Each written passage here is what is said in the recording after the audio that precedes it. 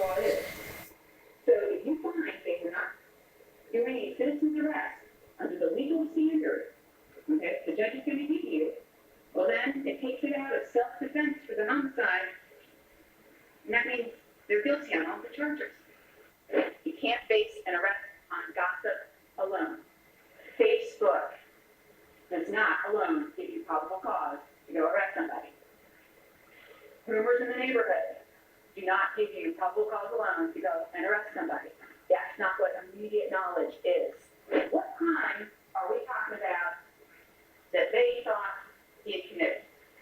Was it clear to you at all, based on their closing arguments, what they were talking about? Nah.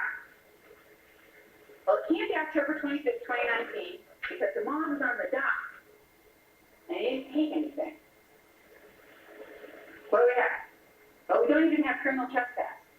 Because criminal trespass is when you enter on the property of someone else to do an unlawful act. All right, you decide. Did he enter on to 220 Cecilia Drive on the dock to commit an unlawful act? Well, go ahead and look at the video. Didn't touch any of that stuff. Didn't steal any of that stuff out on the dock. Wandered around and looked around on the dock. Ladies and gentlemen, here's the thing. This isn't about whether these three men are good people or bad people. That's not what this is about. It's about responsibility. It's about holding people accountable and responsible for their actions. When they do something like this, they have to be held accountable and responsible. Nobody gets a free pass. The law basically says if you commit the crime, you're going to be held responsible. And ladies and gentlemen, when you come back with a guilty verdict on all the charges, this isn't saying somebody's a good person or a bad person. What you're saying is, we know you committed the crime. Now we know you committed the crime too. They know what they did. It's not like they don't know what they did. They know exactly what they did and they know why they did it.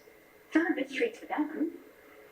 When you come back with your guilty verdict, all you're doing is telling them, we know what you did too. And we're going to hold you responsible for it. Because guess what you did? You turned this young man into that young man. That's what you did. For absolutely no good reason at all. I'll be honest with you, I'm a former prosecutor. That was one part of the job that I loved, was you get the final word in front of the jury. You can say things, and the defense, they can't respond. So you get that last word. You get that advantage because you carry that burden into the courtroom. So you've got to close it out. Let's bring in Court TV legal correspondent Julie Jeanette, who's in Brunswick, Georgia tonight. No verdict tonight from this jury. There were times, there were moments tonight when we thought maybe. So what was the feel that we got here from this jury as deliberations ended tonight down in Brunswick?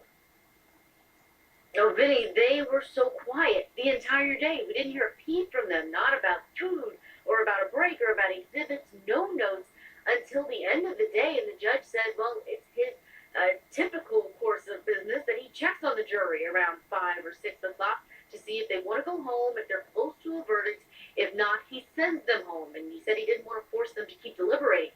The foreperson came in, and she said they were in the process of reaching his verdict. The judge said, do you want to go home, take a break, and come back tomorrow? And she said, we'd probably benefit from that.